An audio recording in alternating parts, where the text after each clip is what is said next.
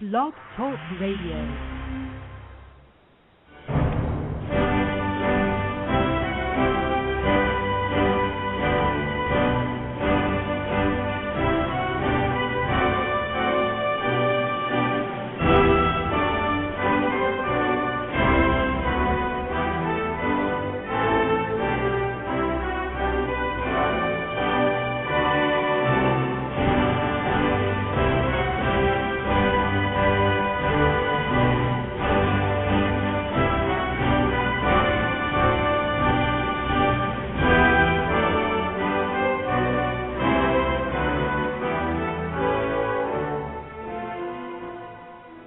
Meus amigos, estamos aqui de volta. Como sempre, começamos invocando a Santíssima Virgem Maria, o Santo Padre Pio de Pietrelcina, para que roguem a Deus que nenhuma injustiça se cometa neste programa. Eu queria aqui agradecer a Priscila Garcia e demais amigos pelo apoio e pelo interesse com que tem acompanhado este nosso debate com o professor Alexandre Dugin. Eu não posso responder de um por um, porque é muita gente. Então, se alguém tiver alguma observação a fazer, que mande e-mail para roxane.andrade@gmail.com. Também avisar que anteontem foi a missa, ontem foi a missa de sétimo dia do nosso amigo Nelson Lehmann da Silva. O Nelson Lehmann foi o primeiro brasileiro a estudar com Eric Voegelin e a escrever uma tese sobre a filosofia de Voegelin, a qual eu creio que agora deveria ser reeditada, preferivelmente acrescentando alguns outros escritos que o Nelson Lehmann publicou depois disso. Também aqui queria avisar vocês que a seção masculina do Opus Dei de Porto Alegre está promovendo um curso de doutrina católica, catequese, que será dado no Centro Cultural Mirador, todo sábado às 11h30. Pelo padre Pedro Willemsens, doutor em teologia pela Universidade de Navarra. O curso é gratuito. Informações pelo site www.ccmirador.com.br ccmirador.com.br. Também, esqueci de avisar semana passada, já nasceu o filhinho da nossa assistente e cúmplice Isabela, casado com o Alessandro, também nosso assistente e cúmplice. O menino vai se chamar James Elliot e será batizado na igreja de St. Joseph, tendo por padrinhos, vejam você, eu e a Roxane. O rapaz não sabe a que risco está se expondo com isso, mas enfim, o vexame é dele.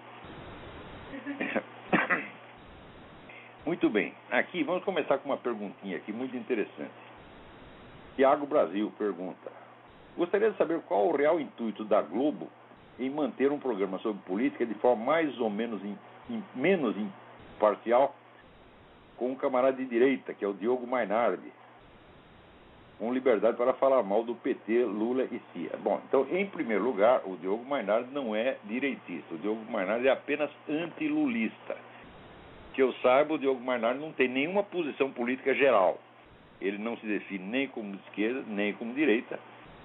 Apenas, ele, depois de ler muitas notícias, acabou perdendo a paciência com o Lula e botou a boca no mundo. Mas eu nunca vi ali o Diogo Mainardi defender nenhuma convicção política mais geral, né?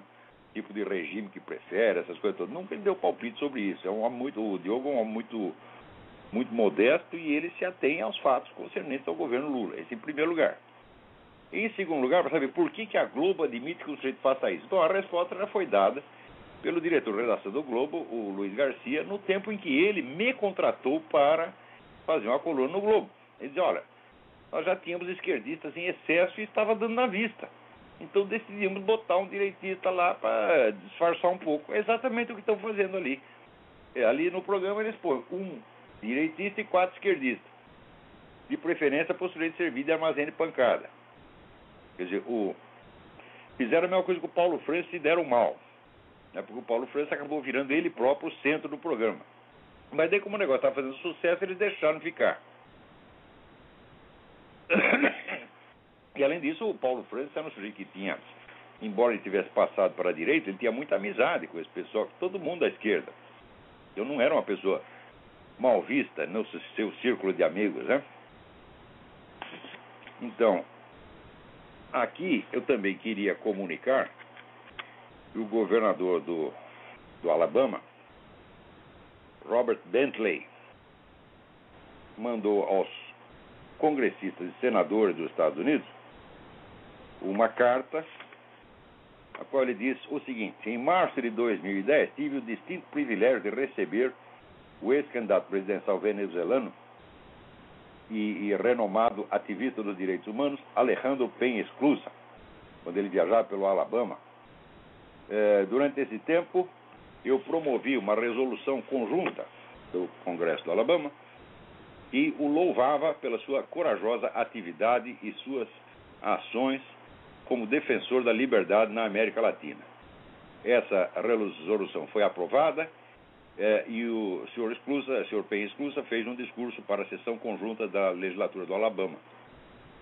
Poucos meses após visitar o Alabama, após o senhor Esclusa ter visitado o Alabama, o presidente Hugo Chávez da Venezuela ordenou a sua prisão sob acusações que acredita amplamente serem uma farsa.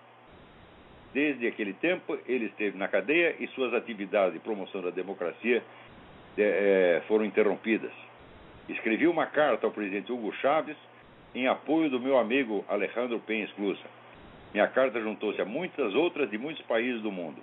Agora estou pedindo a vocês, senadores e deputados americanos, que se juntem a mim nos meus esforços para ajudar esse líder ativista dos direitos humanos na sua busca pela liberdade, na sua promoção da democracia. Muito bem, governador Bentley.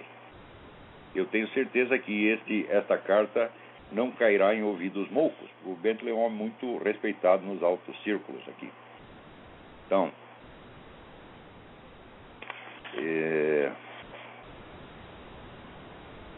vamos ver aqui. Nós, como sempre, temos um excesso de assuntos. Mas, peraí, tem alguém na linha. Alô, quem é? Ô, professor Lavo? Sim. Oi, boa noite. Boa noite. Quem está falando é Marcelo Dornelas, aqui no município da Serra, Grande Vitória, Espírito Santo. Marcelo, tudo bem? Tudo bem, senhor. Tudo certinho. Professor, deixa eu te falar, eu gostaria que o senhor desse um parecer, explicasse o porquê que o caso Carlos Lacerda fez durante muito tempo, muitos anos, uma oposição severa contra o Juscelino Kubitschek, Jânio Quadros, né? E se o senhor pudesse traçar um paralelo entre Ulisses Guimarães e Tancredo Neves, eu ia agradecer. E, para finalizar, eu gostaria que o senhor pudesse dar a sua opinião entre esses 5 políticos, Aécio Neves, Geraldo Alckmin, José Serra, Cátia Abreu, Raimundo Colombo, governador de Santa Catarina. Qual desses 5, na sua opinião, representa melhor a direita no país? Se o senhor fizesse um breve comentário. Ninguém representa a direita no Brasil. Não tem direita no Brasil. O que você tem, vamos dizer, é o pessoal antilulista ou antipetista. Tá certo? Mas esse pessoal, nenhuma dessas pessoas tem a mais mínima autodefinição ideológica e nem querem ter. Eles morrem de medo disso. Quer dizer, ninguém vai sair no Brasil com um rótulo de direitista, né? Então eles fazem oposição, mas é oposição limitada, né? Agora, quanto à pergunta histórica que você fez sobre o Lacerda Juscelino, não se pode esquecer que Juscelino foi eleito com apoio do Partido Comunista. O Juscelino era o representante, o herdeiro da tradição getulista, a tradição do PTB, que àquela altura era aliado dos comunistas, tá certo? Então, que o Carlos Lacerda fizesse oposição a isso era a coisa mais óbvia do mundo. Também não podemos esquecer que o Juscelino, embora fosse como pessoa um sujeito adorável, não havia quem não gostasse dele, mesmo entre os inimigos, né? Ele politicamente representava o que naquele momento havia de pior, tá certo? E essa história de que Brasília foi uma grande realização e que colocou, né, o Brasil no topo do mundo, tudo isso é uma conversa mole. O que Brasília fez foi criar uma dívida enorme, tá certo? E, sobretudo, foi colocar o governo fora do alcance da população. Porque antigamente, quando o governo estava no Palácio da Laranjeira, se alguém não gostava de alguma coisa, juntava a turma, ia lá na frente, fazia a manifestação, xingava o presidente e pronto. Agora, como é que você vai fazer isso lá em Brasília? O negócio é inacessível, é longe de tudo, né? E, ademais, a arquitetura já foi feita para criar uma espécie de bloqueio. Você não tem acesso. Tá? qualquer manifestação pública em Brasília custa um dinheirão. Então só o MST tem dinheiro, o MST e o PT tem dinheiro para fazer isso aí. Então, quer dizer, o que eles fizeram foi criar uma... Aliás, tem um livro aqui, esqueci o nome dos autores, que é assim, A Cidade Comunista Ideal, escrito por 3 arquitetos soviéticos. Quando você vai ver o plano da cidade comunista ideal, é Brasília, igualzinho em Brasília. Quer dizer, aquele negócio, uma arquitetura excelente para você criar um poder absoluto, incontrolável e inacessível. Os caras ficam lá, até dizem que é a Ilha da Fantasia.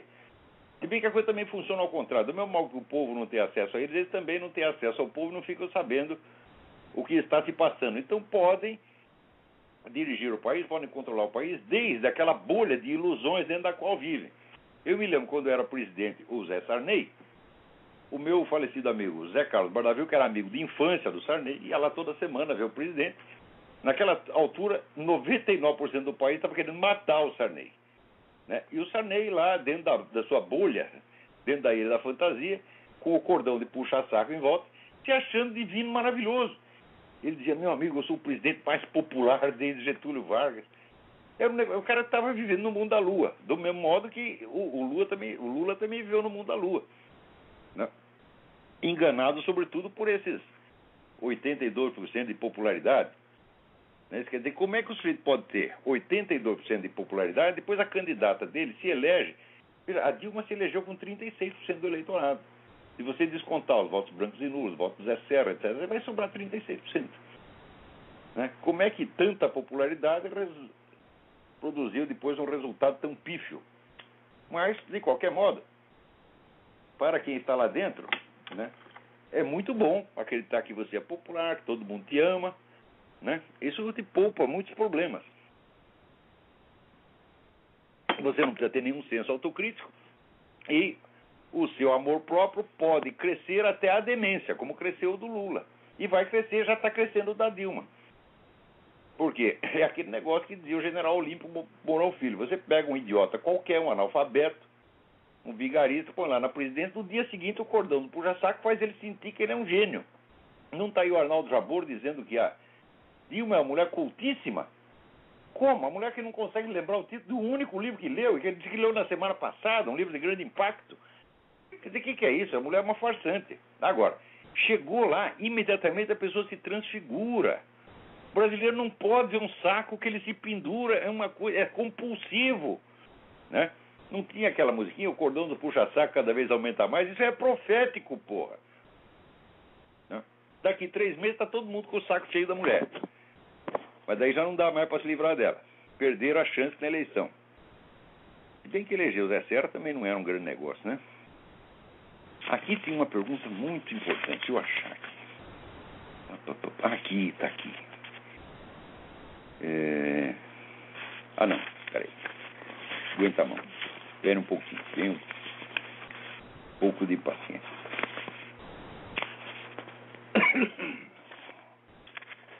Alguém que me perguntava o seguinte, olha, que eu... Ah, tá aqui. Gustavo Milano Bezerra. Na palestra proferida na OAB, em agosto de 2004, o senhor dizia que se o Brasil continuasse naquele ritmo, não chegaria a 2010 como país soberano. Gostaria que o senhor dissesse se atualmente o Brasil ainda é um país soberano. Portanto, se houve alguma mudança no comportamento governamental de 2004 até hoje que assegurou nossa soberania, ou se realmente a perdemos. É claro que já perdemos, meu Deus do céu. Não tem uma lei que se promova nesse país que não venha pronta da ONU. Além disso, você leva em conta esse negócio, Raposa, Serra do Sol, terra de demarcação de terras indígenas, e quilombos, e o MST, etc, etc. O território está sendo retalhado a olhos vistos. E o Brasil ainda conserva algum lugarzinho no cenário internacional como uma espécie de reservatório, onde o pessoal está botando os investimentos lá para não perder dinheiro, porque eles estão demolindo a economia americana, então querem, para colocar lá salvo, colocam num país onde não está tendo grandes problemas, não está tendo crise social, etc. Então o Brasil é isso, o Brasil é um entreposto, o Brasil é um depósito de dinheiro, só isso. Agora, essa pretensão de entrar no Conselho de Segurança da ONU, faz-me rir, meu Deus do céu.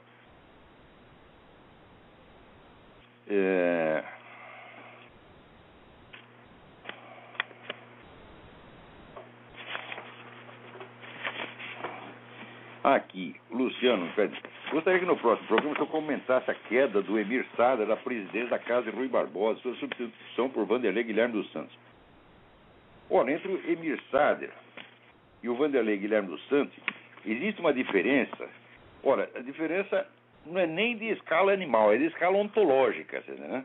Porque o Vanderlei Guilherme dos Santos é alguma coisa. E o Emir Sader, ele vem se esforçando para se tornar uma nulidade, mas ele não conseguiu, né? Então, quando ele crescer, quando ele se desenvolver muito, ele será uma nulidade. Agora, o sujeito foi demitido da Casa do Rui Barbosa antes de ocupar o presidente. Por quê? Porque a ministra dá o cargo para ele e ele sai falando mal da ministra. O que ele espera que aconteça? O que você acha? Né? A ministra, evidentemente, o tirou, e daí ele disse, a conspiração da direita. Putz, vida, como é que a gente pode levar a sério um cara desse, é? Agora, outra coisa, Diogo Santos me pergunta, no Trotspeak de 21 de fevereiro de 2011, o senhor citou a participação de João Paulo II em reuniões para a implantação da nova ordem mundial. Devido ao senhor ser rico de fontes que citam tais fatos, e sendo o senhor Olavo de Carvalho, gostaria de falar sobre o meu interesse em ler um artigo sobre o assunto. Isso está no livro do Daniel Stulin, A Verdadeira História do Grupo Bilderberg, onde ele dá lá a lista de todos os participantes de todas as reuniões do Grupo Bilderberg. E João Paulo II estava em pelo menos uma delas. Então, o Grupo Bilderberg é, sem dúvida, uma das fortalezas do globalismo no mundo, né? Aliás, falando em globalismo, eu vou ler aqui para vocês umas notas que eu andei tomando sobre o debate com o professor Alexandre Dugin. Essas notas ainda não são definitivas, ainda vou mudar muito, né? Mas eu gostaria que vocês tomassem conhecimento. Onde é que eu pus esse negócio? Caramba. Eu fico ficando cada vez mais gaga. Está aqui na minha frente, agora mesmo.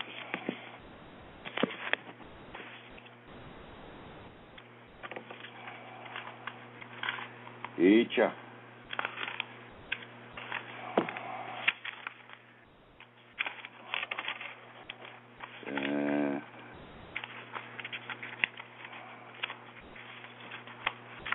Alguém pegou? Mas que sacanagem. Bom, eu tenho isso aqui no computador de qualquer maneira. Então,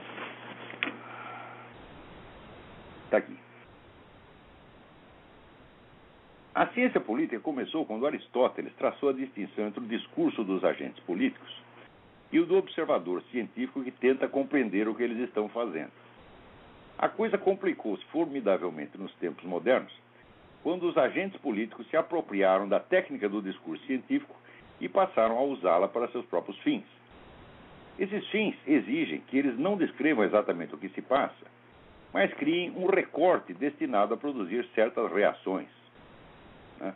Parênteses, ali na teoria das funções da linguagem do Carl Bühler, eles estão usando a função apelativa, que é agir sobre o público, agir sobre o ouvinte, camuflando-a com função denominativa, que é descrever a realidade. O senhor está aparentemente descrevendo a realidade, mas não como ele sabe que a realidade é, e sim como ele quer que você pense que ela é, para canalizar suas ações nesse ou naquele sentido que lhe interessa.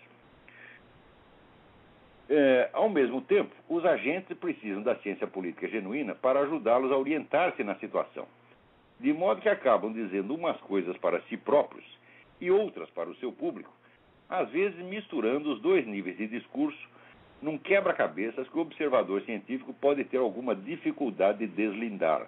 É exatamente o que acontece com o discurso do professor Dugin. Quer dizer, ele tem tantas camadas de camuflagens que às vezes fica difícil você descascar aquela coisa, para saber exatamente onde ele está querendo chegar. Ninguém compreenderá nada deste debate se não tiver em conta que o professor Dugin é um dos agentes mais importantes do processo político contemporâneo, ao passo que eu, daqui deste meu modesto posto de observação no Matagal da Virgínia, O máximo que eu posso fazer é tentar compreender a situação sem qualquer ilusão de interferir nela no mais mínimo que seja. Segundo Aristóteles, a tarefa principal do observador científico é comparar os discursos dos vários agentes para compreender o que querem e o que está em jogo na disputa entre eles. Nos dias que correm, uma das dificuldades principais dessa tarefa consiste em distinguir nesses discursos os elementos científicos que eles incorporam e os objetivos reais a que visam por baixo dessa aparente descrição da realidade, né? Uma coisa que eu notei ali na comunicação do professor Dugin, fazendo agora um parênteses, é que ele reduz os elementos em jogo a dois. Quer dizer, de um lado existe a potência em ascensão, que é os Estados Unidos, e existe depois o outro lado, né? Como se o outro lado fosse um treco homogêneo. Ora, como é que a gente descobre a unidade de um agente político? Isso aqui é muito fundamental. Você sabe quem está agindo politicamente, quem são os personagens reais, né? Aqui é como naquele verso do Antônio Machado, a distinguir-me paro la voce de los ecos. Distinguir as vozes e os ecos. Ou seja, o que é um agente efetivo e o que é apenas, vamos dizer, uma sombra que se move quando o agente se move. O método para fazer isso é justamente a unidade do seu discurso. Tá certo? E existem, naturalmente, 3 discursos de agentes que buscam um poder global. Existe o discurso russo-chinês, existe o discurso ocidental, que é desse pessoal do Bilderberg, e existe o discurso islâmico. Esses 3 são irredutíveis um ao outro, não tem nada que ver um com o outro, né? Então, por exemplo, você não vai poder confundir o discurso russo com o discurso islâmico, porque entre eles há uma incompatibilidade religiosa absoluta. Você fala do Império Russo, então é o império, vamos dizer, da Igreja Estatal Russa. Quer dizer, você acha que os muçulmanos vão sair lutando para que o mundo se curve à religião ortodoxa? Nunca. Então, ali, evidentemente, se trata de dois agentes distintos. Então, eu descrevi 3 agentes. Tá certo? Segundo lugar, você nota que ali no discurso do professor Dugin, não só no que ele colocou ali no debate, mas eu li 3 livros dele. Ele escreveu mais, mas eu não tenho acesso para tudo em língua russa e eu sou analfabeto em russo, como em outras muitas línguas. Então, você nota o seguinte, que ele, por um lado, descreve os blocos que nós podemos dizer culturais e ideológicos, que têm alguma unidade. E, em seguida, ele superpõe a isso os blocos nacionais, como se as fronteiras ideológicas, religiosas, coincidissem com as fronteiras geográficas. É claro que ele sabe que não é assim, mas ele está disfarçando. Por quê? Porque ele quer criar uma unidade de vários países contra os Estados Unidos. Então, para isso, ele tenta dar a impressão de que a fronteira ideológica que os separa dos Estados Unidos coincide com as suas fronteiras geográficas, como se a Rússia, o mundo islâmico e a China fosse tudo a mesma coisa. Então, prosseguindo aqui. Ele descreve o processo globalizante tal como aparece no noticiário das 2 últimas décadas, sem ter em conta a formação histórica dos vários grupos, nem o fato de que, em empreendimentos de tal envergadura, os fatos principais dificilmente aparecem na mídia popular, mas têm de ser rastreados em livros de poucos leitores e em documentos de fonte primária. Você vai ver ali que, se você ler a intervenção dele no debate, você verá que ele fala desse negócio de nova ordem mundial como se fosse uma coisa que apareceu a partir dos anos 80, identificado com os Estados Unidos. Quando, na realidade, historicamente, nós sabemos, né, que a ideia já apareceu na Inglaterra no fim do século XIX. E ela tem uma continuidade histórica. Quer dizer, aquela elite inglesa que depois se associou a uma elite americana, né, ela tem uma história, tem uma continuidade. Quer dizer, o plano de nova ordem mundial já estava traçado no livro do Herbert George Wells, The Open Conspiracy, que é da década de 30, e aí já era uma ideia velha. Né? E não é só uma ideia, que é uma ideia que apareceu em 1930 e que hoje a pessoa retomar. Fala, não, existe uma continuidade. Aquilo foi passando, vamos dizer, de um grupo para outro grupo, e isso se constituiu, então, vamos dizer, o que o Carol Quigley chamou de Anglo-American Establishment. Né? Então, o Anglo-American Establishment tem uma história de quase 100 anos. E se você não conhece o que vem antes, você não entende o que está acontecendo agora. No entanto, a mídia só fala disso a partir dos anos 80, então como se fosse uma coisa que foi George Bush ou outros que inventaram agora. E como se fosse um projeto americano. A descrição que o professor Dugin oferece do quadro não é muito diferente daquela que aparece nos debates públicos e será aceita prima facie por quem quer que tenha como sua principal fonte de informações a mídia popular. De um lado existe, então, a grande potência globalista em ascensão, os Estados Unidos, e de outro, o grupo das nações que gemem sob o jugo da potência global e sonham com um outro mundo possível. 2. Tal como é de praxe na geopolítica usual, ele entende os agentes do processo como estados ou nações, partindo do princípio de que cada um tem interesses nacionais bem definidos que eles representam de maneira direta e franca. Os americanos lutam pelo interesse nacional americano, os russos pelo interesse russo, os chineses pelo chinês e assim por diante. Aí você já vê que essa premissa é falsa. Embora toda a geopolítica seja baseada nisso, né, a famosa doutrina Morgenthau, os agentes do processo internacional são nações. Né? Eu digo, ora, nações se fazem e desfazem, aparecem e desaparecem. Existem elementos, agentes que são muito mais duráveis e decisivos do que as nações. Por exemplo, o Partido Comunista é mais velho do que muitas nações do mundo. E se formaram no século XX já desapareceram. A Igreja Católica, então, é muito mais velha. A maçonaria também é muito mais velha. E assim por diante. Quer dizer, os movimentos... O Islã, então, nem se fala. Quer dizer, o Islã passa por cima de identidades nacionais que nem um trator. Então, esses são os verdadeiros agentes, não as nações. Né? Essa doutrina Morgenthau pôs merda na cabeça de muita gente. Quer dizer, formalmente, oficialmente, aqueles que convivem no cenário internacional são nações, os representantes das nações. Por exemplo, na ONU estão lá os representantes das nações. Mas quem disse que essa distribuição nominal de papéis corresponde à verdadeira identidade material dos agentes? Ora, esse é um erro de metodologia absolutamente primário. Mas você tem que, por trás das identidades oficiais, buscar quem são os agentes reais. Né? Por exemplo, o movimento comunista, ele dominou 10, 20, 30 nações e as identidades nacionais pouco lhe interessavam. Quer dizer, Stalin suprimia ou criava nações como bem entendia. Como Napoleão, que criava reinos da noite para o dia e depois desfazia. Mesma coisa. Então, nomes de nações, de estados é uma coisa. Identidades objetivas dos agentes reais é outra coisa completamente diferente. Né? Não é possível que o professor Dugin confunda as duas coisas. No entanto, na intervenção dele, ele confunde, e nos livros também confunde. Quer dizer, está se fazendo de bobo. Né? Ele sabe que não é assim. Dessas duas premissas, ele extrai a descrição de um quadro mundial onde cada nação tem de ceder às exigências da potência hegemônica ou juntar-se com outras nações para lhe oferecer resistência. O professor Dugin fala em nome da aliança virtual entre essas nações, preparando o advento de uma nova ordem mundial alternativa, fundada em valores opostos ao daqueles que, segundo ele, são propugnados pela potência hegemônica. O próprio esquematismo dualista da descrição sugere que ela é menos uma descrição propriamente dita do que um plano de luta. Ela não visa mostrar o que está acontecendo, mas a dividir o quadro em dois campos em conflito e angariar apoio para um deles.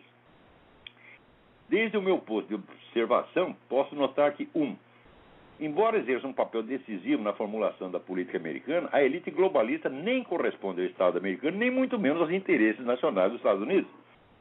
Ela originou-se fora dos Estados Unidos, compõe-se de indivíduos e grupos de várias nacionalidades distintas e sempre teve a clara consciência de que seus interesses não correspondem a de nenhuma nação em particular. Ora, se os interesses da elite globalista correspondessem exatamente ao do Estado americano, então para que precisaria existir uma coisa como o Grupo Bilderberg, onde esses grupos e pessoas se reúnem extraoficialmente com outros que também não estão ali como representantes de Estados, para traçar planos que transcendem infinitamente os interesses de qualquer nação em particular. Eles não fariam nada disso, eles simplesmente iriam nas reuniões da ONU e apresentariam, como representantes do seu país, os planos que são do interesse do seu país. Se eles não fazem isso, é porque existe um outro esquema de relações por cima das relações entre Estados. Por cima ou por baixo, né? A história dessa elite está bem documentada no livro The Anglo-American Establishment de Carroll Quigley. E quem quer que eu tenha lido sabe que os fundadores dessa elite não foram americanos, mas ingleses. Um rápido exame das listas de participantes das reuniões do Grupo Bilderberg, veja o livro de Daniel Stulin, basta para mostrar que essa elite é multinacional e não americana. Embora esses fatos estejam longe do foco da mídia popular, eles são decisivos para a compreensão do estado de coisas. Então, isso quer dizer, o professor Dugin está jogando com dados que são todo dia repetidos pela mídia. Então, corresponde à descrição automática, à descrição esquemática que a mídia popular está apresentando do quadro. Fala, mas então, né, se eu for tomar como principal fonte de informação a mídia popular, vou chegar à mesma conclusão que ele. Só que isso não é permitido, não é lícito a um estudioso. O estudioso não pode se guiar pela mídia popular, tem que ir em documentos de fonte primária, tem que ir em estudos científicos. 2. O professor Dugin parte da premissa de que as ações da elite globalista visam, sobretudo, expandir o poder nacional americano e a implantar no mundo uma nova ordem democrático-liberal, fundada no individualismo atomístico e iluminista e, portanto, na dissolução de todas, que ele chama, entidades sociais holísticas. Isto é, o termo pelo qual ele entende a solidariedade coletiva baseada numa visão do mundo religiosa, tradicional, patriótica e ideológica. Então, segundo o Dugin, segundo toda essa escola eurasiana, o liberalismo iluminista, representado pelos Estados Unidos, quer dissolver todas as unidades religiosas, ideológicas, etc., etc., e criar uma sociedade atomística, onde você só tem os indivíduos, né, separados. Ao descrever a política americana, ele enxerga nela... Bom, esse aqui, pedaço aqui não interessa, podemos deixar para trás.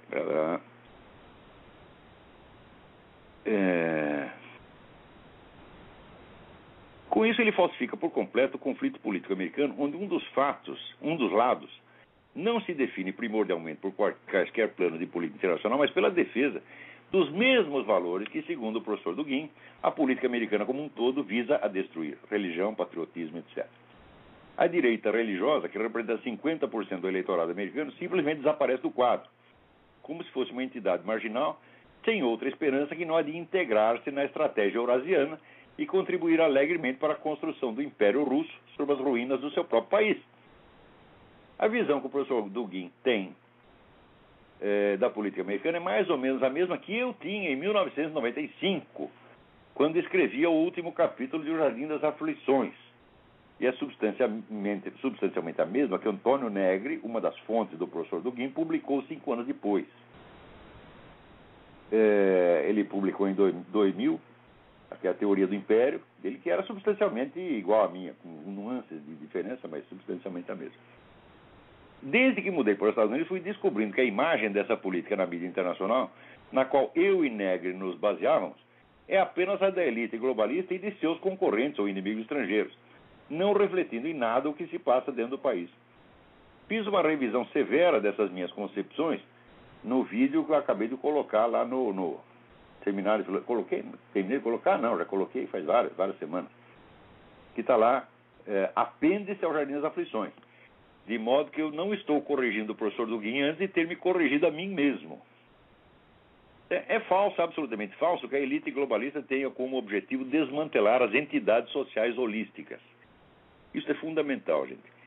Bem ao contrário, toda vez que a política externa americana se encontra sob o domínio dessa elite, ela tem visado com insistência patente e escandalosa a derrubar governos laicos aliados da América e colocar em lugar deles o islamismo militante, que é o suprassumo do holismo, tal como entende o professor Dugin.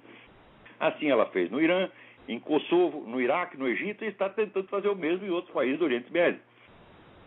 Em outras áreas, ela se empenhou em colocar no poder os comunistas, eles também holistas na acepção do professor Dugin.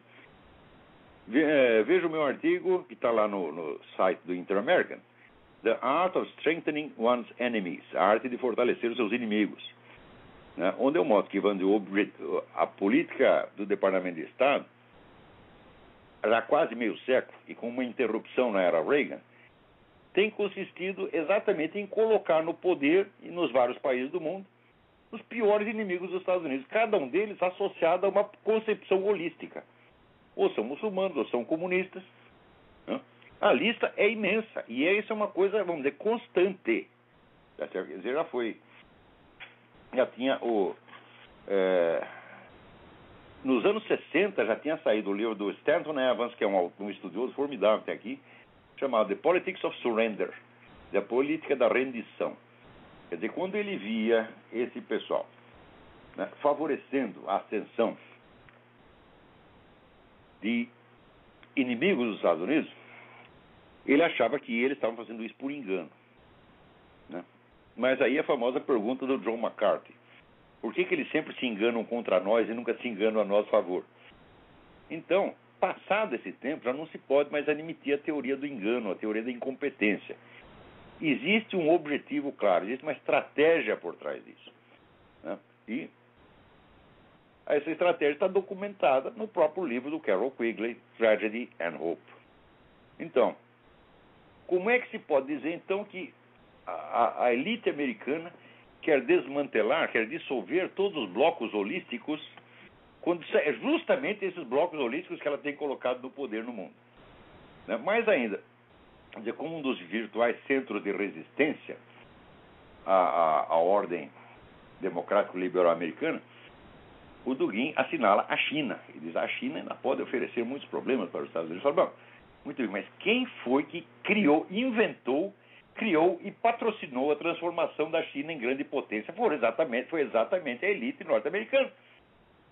Tá certo? Que, desde os anos 80, não fez senão encher a China de dinheiro, desmantelar a indústria americana todinha e passar tudo para a China, tá certo? E dar dinheiro para os camaradas comprar bomba atômica para jogar onde? Nos Estados Unidos mesmo. Isso é a elite americana que está fazendo. Esta mesma elite que o Dugin diz que está querendo desmantelar todas as entidades holísticas e implantar a democracia liberal no mundo. Ora, o que se vê é ela fazer exatamente o contrário. Quer dizer, todos aqueles que, segundo o Dugin, estão sendo destruídos pela elite americana são os que são criados, fomentados, protegidos, né, e ajudados por ela de todas maneiras contra os Estados Unidos. Isso são fatos que não há como negar, meu Deus do céu. O que seria a economia chinesa sem um maciço investimento americano? Não seria nada, absolutamente nada. Quer dizer, a China tinha chegado a ter uma grande economia no século XIX, 1820. Depois caiu, que foi uma desgraça. Depois o regime comunista passou em cima daquilo como se fosse um trator, reduziu tudo à extrema miséria, né? Depois que caiu a União Soviética, aí sim que a China estava em maus lençóis, o americano correu lá e criou a indústria chinesa, criou a China como potência, meu Deus do céu, né? Então, olha, o que o professor Dugin coloca como inimigos da elite globalista está na cara que são amigos, na verdade. É exatamente o contrário, né? Na Europa, essa elite tem dado o melhor de si para usar o discurso dos direitos humanos como pretexto para a rápida islamização da sociedade. Lê o livro da Bat Eurabia, The Euro-Arab Axis. E nos Estados Unidos, o poder das organizações islâmicas sob a proteção ostensiva dessa mesma elite tem crescido assustadoramente. Essa elite que colocou no poder Barack Obama, meu Deus do céu. Barack Obama está lá para proteger muçulmano, né? Quer dizer, se alguma entidade holística a elite tem tentado destruir, é o cristianismo católico protestante, promovendo em seu lugar seja o islamismo, seja o comunismo. Duas entidades holísticas que o próprio professor Dugin coloca entre os pilares do futuro império eurasiano. Então você vê, quando o Dugin descreve a mentalidade modernista, liberal e iluminista, ele descreve maravilhosamente exatamente aquilo. Só que ele coloca esta elite como se ela estivesse lutando para expandir o poder americano, quando ela está lutando para demolir o poder americano, por todos os meios possíveis e imagináveis, chegando ao extremo da traição ostensiva, né? Como no caso aí no caso aí do Egito, ficaram claras as ligações entre o Departamento de Estado e a Fraternidade Muçulmana. Eles estavam já dialogando e trocando figurinha fazia muito tempo e combinando a derrubada de um governo que, por pior que fosse, era aliado dos Estados Unidos. Derrubou esse governo e botaram no poder o quê? A Fraternidade Islâmica, que já está agora começando a matar cristãos. Veja você, no Iraque aconteceu a mesma coisa. O Saddam Hussein era uma peste, era um verdadeiro demônio. Mas é o seguinte, nos cristãos ele nunca tinha mexido. Ele não perseguia cristãos. Por quê? Porque era uma minoria e não estava interessado nisso. Mudou o regime, começou a matança de cristão no Iraque, meu Deus do céu. E no Irã, então? Onde você tinha lá o Shah Reza Pahlavi, que era um tradicional aliado dos Estados Unidos, eles desmantelaram e entregaram tudo aquilo para o fronte islâmico mais radical e louco que tem no mundo. Quer dizer, como é que está destruindo as entidades holísticas? Ele está colocando entidades holísticas no poder, meu Deus do céu. Quer dizer, como é que o homem não sabe disso? É claro que ele sabe tanto quanto eu. Só que é o seguinte, o meu discurso é um discurso descritivo que luta pela objetividade. Então, eu quero saber quais são os agentes reais que estão no processo, o que eles estão dizendo, o que eles dizem para nós e o que eles dizem para si mesmos e o que eles estão fazendo. E daí eu cheguei à conclusão de que existem 3 agentes fundamentais. O bloco globalista de Bilderberg, o bloco russo-chinês e o bloco islâmico. A unidade desses 3 blocos é óbvia, mas só um deles tem autodefinição geopolítica, ou seja, corresponde a nações e estados. O Islã não corresponde a nenhuma nação e estado. Ele passa por cima de interesses nacionais de quem quer que seja. E o bloco globalista americano passa, obviamente, por cima de todos os interesses nacionais, a começar pelos próprios Estados Unidos. Então, um se define geopoliticamente. Por que se define geopoliticamente? Porque essa elite russo-chinesa, ela se identifica com o Estado russo e com o Estado chinês, porque é só ela que existe ali. Não há grupos concorrentes. A elite dominante da Rússia e da China é a elite do velho Partido Comunista. Mataram todos os seus oponentes, só sobrou. Então, eles são a classe dominante. E, como tem total controle do seu país, então é lógico que os interesses deles correspondem ao interesse do seu país. Não se pode dizer o mesmo da elite islâmica, porque os interesses do califado universal se sobrepõem infinitamente aos interesses de qualquer nação islâmica. A nação tem que ceder às exigências, tá certo, da unidade muçulmana. E quem ficar contra vai ser derrubado, como foi derrubado Mubarak, como serão derrubados outros. Mais dia, menos dia, eles caem. Então, por mais poderoso que seja o governo da nação tal, ele não pode resistir contra 28 países que o cercam, né?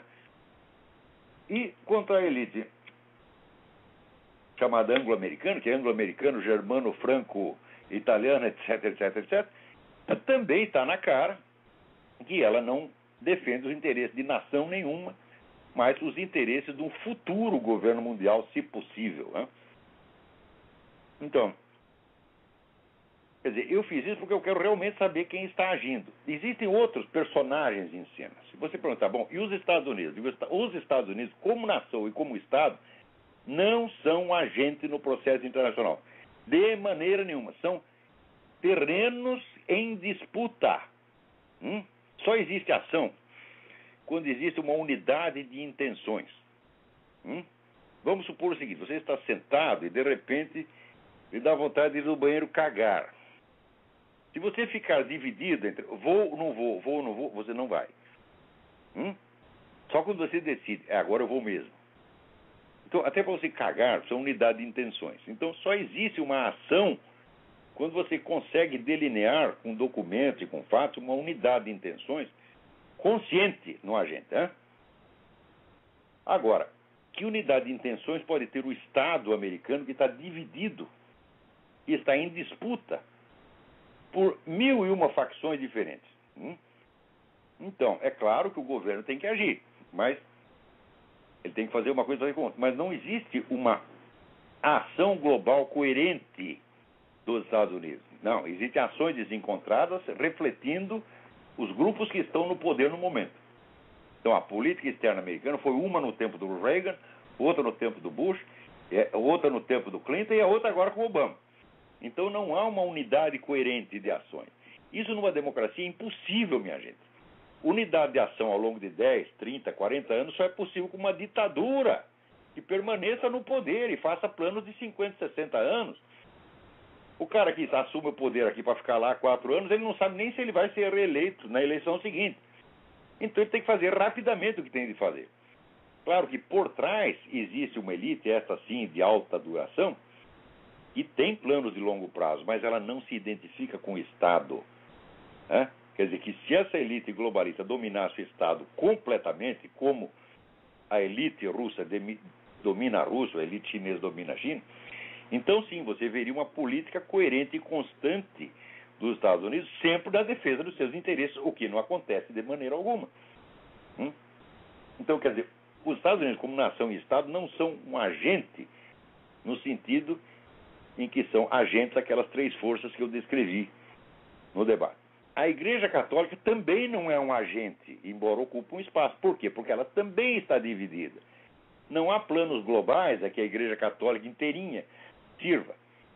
Tá certo?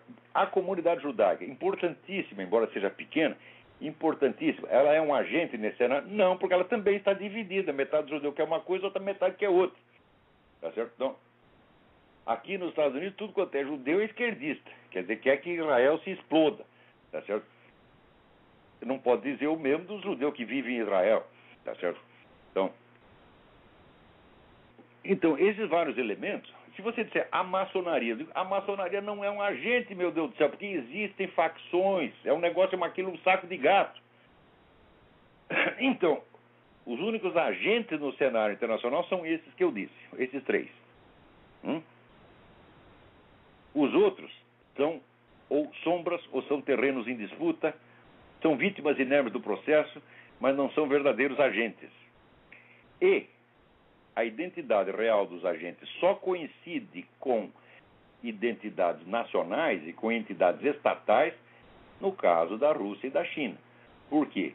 Porque a unidade de ação que a elite traçou para esses países é obedecido pelo país inteiro. São governos ditatoriais que podem fazer o que quiserem. Então, se o povo não quiser, bom, o povo que vai roer o pé da mesa. Querendo ou não, vai ter que colaborar. Né? Tem algum chinês que pode chegar para os generais e dizer, não, nós não queremos isso, queremos outra coisa. Não pode dizer nada. Na Rússia, também, você pode dizer, mas daí o Putin te manda lá uma carta cheia de polônio e você morre, porra. Espero que não mande uma carta para mim, hein?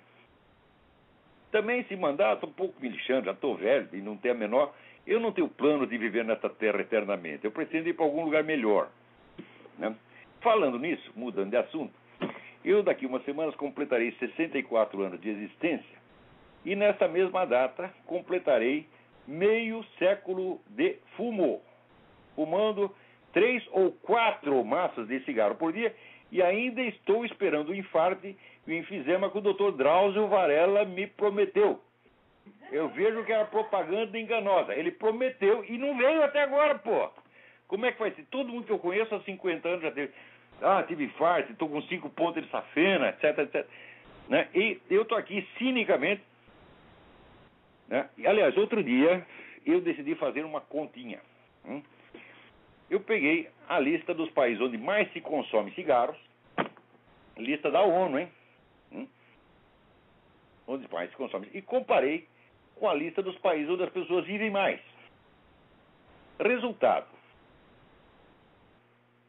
dos 30 países onde as pessoas vivem mais, 12 estão entre os países que mais consomem fumo no mundo.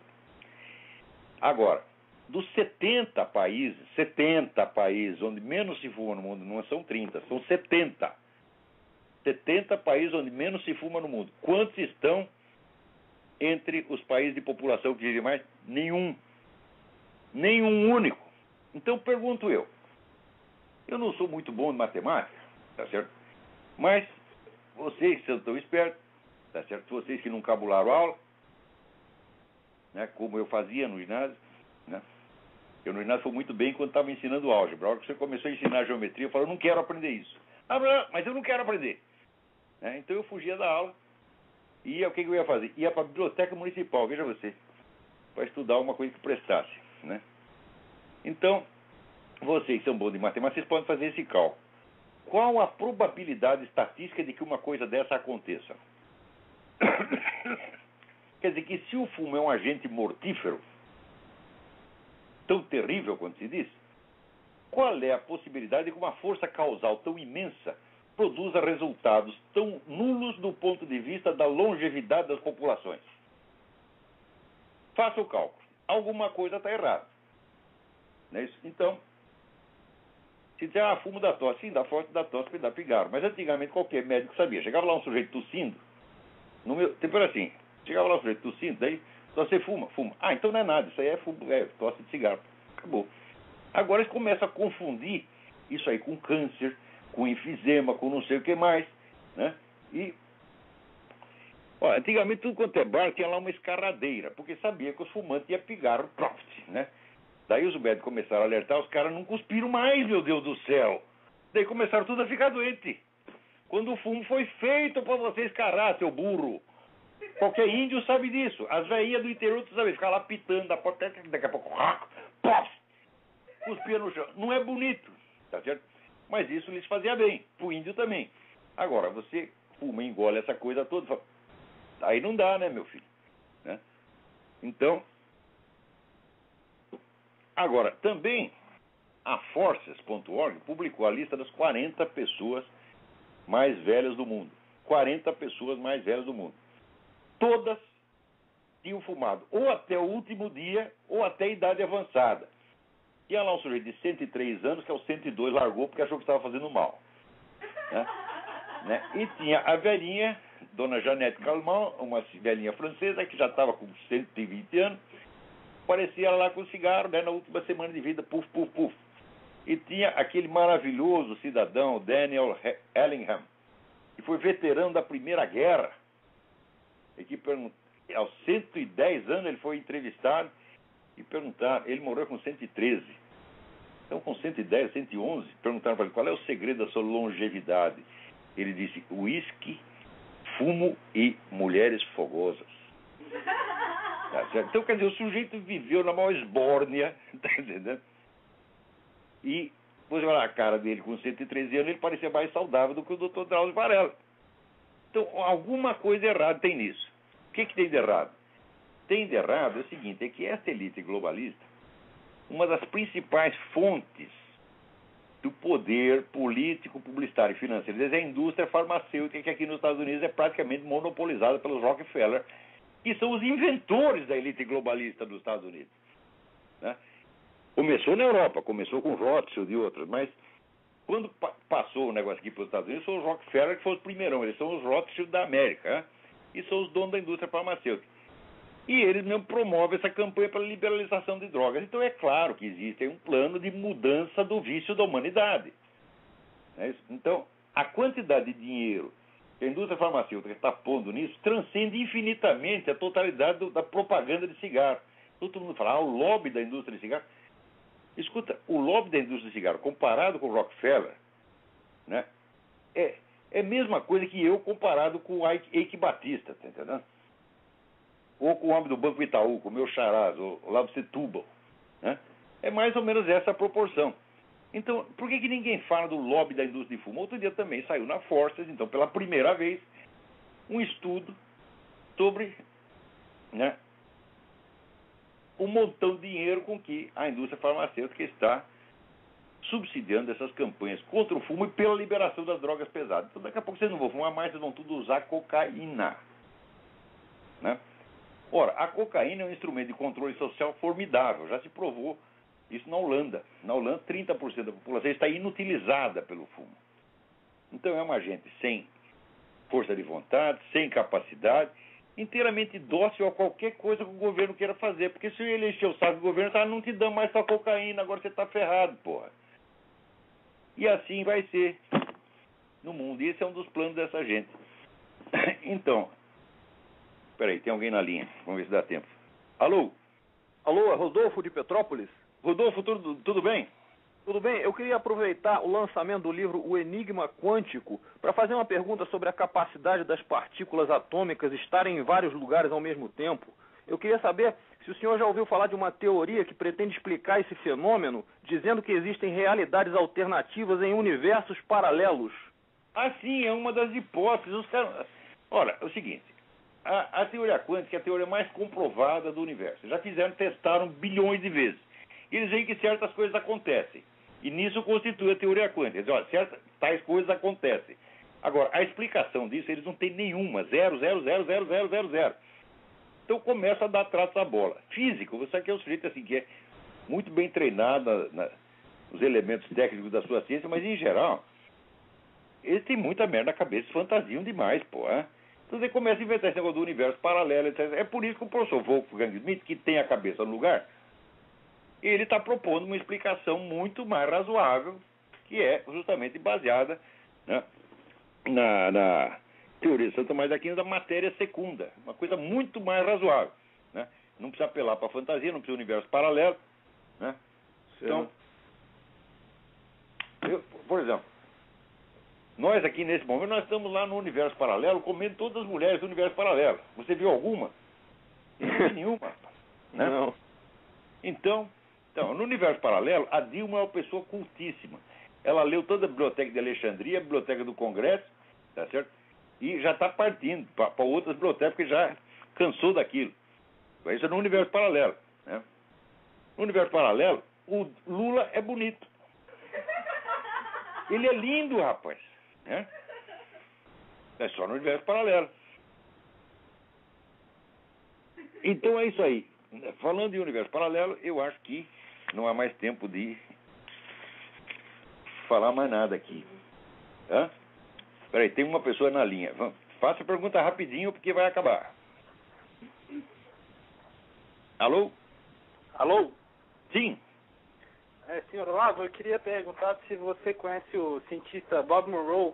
Ele já estudou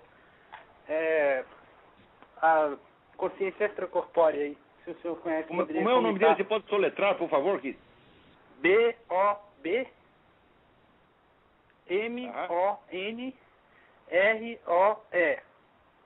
Aí agora ele já faleceu. Agora tem um que estudou junto com ele, foi o...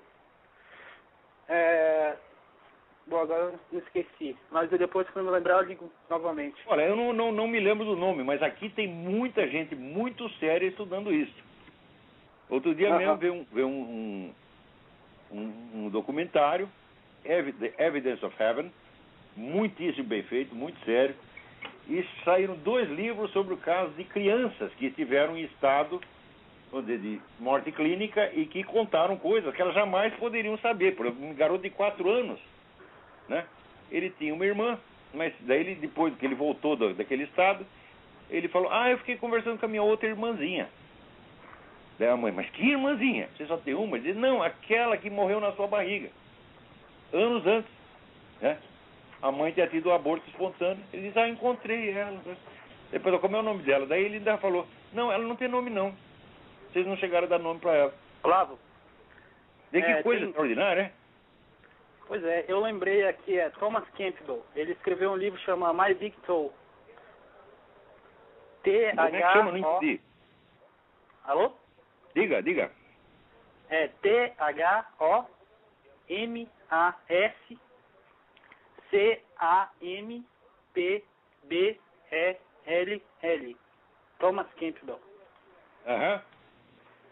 E esse livro, mais Olha, eu não conheço, te agradeço a indicação.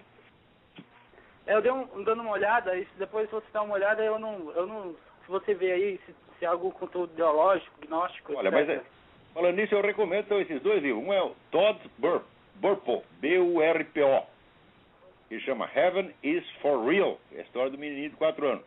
E tem outro também, do menino que passou pela experiência de morte clínica, Kevin and Alex Malarkey, M-A-L-A-R-Q-E-Y, The Boy Who Came Back from Heaven. São depoimentos mais recentes, interessantíssimos e me parece muito honestos. Não tem, esse negócio de dizer que o corpo produz a consciência, hoje em dia não tem mais como defender isso aí, não tem mais nem meio argumento que você possa apresentar em favor disso, né? É que tem aquela mulher que ficou em estado de morte clínica, ela disse que o corpo sentiu deslocar-se do corpo e foi subindo, quando chegou no teto do hospital, ela viu um sapato no teto. Um tênis vermelho em cima do teto. Ninguém jamais tinha visto tênis vermelho. Foi quando a mulher voltou, contou isso, os caras foram lá no teto e tinha lá mesmo um tênis vermelho. Como é que você vai explicar um treco desse? Então, é isso aí, gente. Por hoje é só. Até a semana que vem. Muito obrigado.